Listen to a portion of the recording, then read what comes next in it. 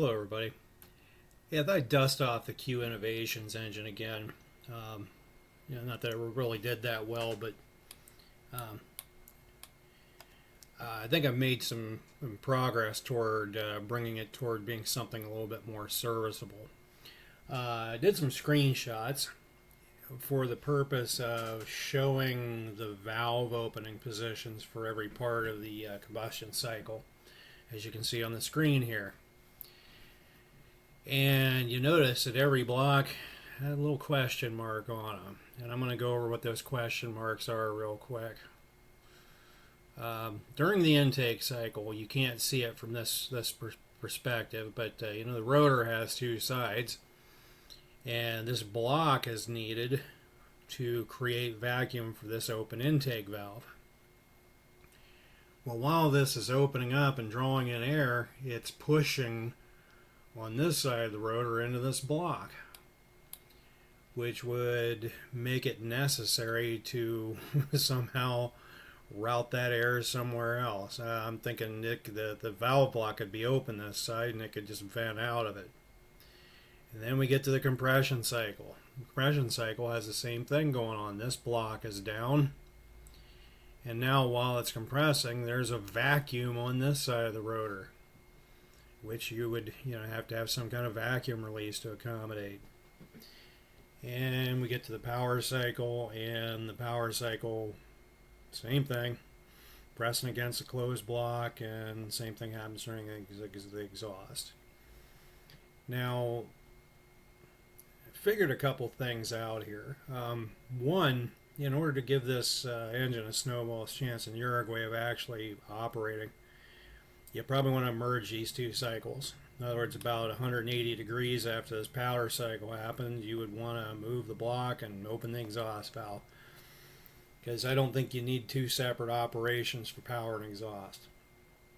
And the other trick to making this engine actually functional would be somehow to merge the intake and compression in one rotation. So at a very minimum, this engine could function as a four-stroke. I mean, it'd be a shame to waste this vacuum, because this vacuum can do work. There's something it can do. Maybe this cycle could be somehow mechanically split up. That's a problem for down the road. Now that we've gone over that, let me flip over to the SketchUp model. You may have noticed the little froggy eyeballs are gone, and these are gone. The rotary valve could very easily be integrated into the intake or the power shaft. In other words, we flip around the back here. This is actually the intake port, and the exhaust port's on the other side of it. And what you have a little coaxial shaft going on here, and this is where the valve body is. Air comes in here and it is routed by this valve body that wraps around the main power shaft, and that is managed by this little gear set here that slows us down to 1/4 the speed of the primary shaft.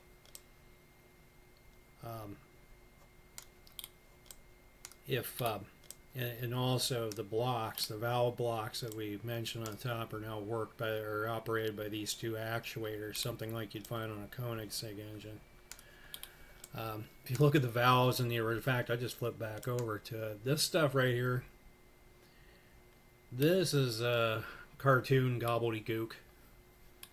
I mean, I'm 55 years old and I've never seen anything like this on an engine. These are the valve gnomes, and we're sitting on the top of your engine working levers. So, something real world has to replace it if this engine's ever going to be anything but a theory. But you may have noticed it's one step closer to being something an actual workable real thing in the real world. And there's no small amount of thought involved with that. But anyway, that's going to be the end of the video. Wouldn't mind having some input. If you have some ideas you want to share, just let me know, and we'll do it again sometime.